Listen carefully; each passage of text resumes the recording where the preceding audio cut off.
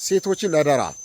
ብስሚላህ አልሐምዱሊላህ ወሰላቱ ወሰላሙ ዐላ ረሱሊላህ። ውድ ወንድሞች እህቶች፣ ተወዳጁ ተናፋቂ ውዱ ነቢያችን ነቢዩ ሙሐመድ ሰለላሁ ዐለይሂ ወሰለም እንዲህ ይላሉ፣ እስተውሱ ብኒሳኢ ኸይራ።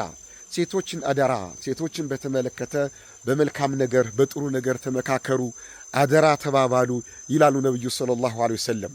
ስለዚህ ይህን የነቢዩን ውድ ምክር ብርቅዬ ድንቅ የሆነ ምክርን በመቀበል በዙሪያችን ያሉ ሴቶችን በመንከባከብ ከጎናቸው ልንቆም ይገባል።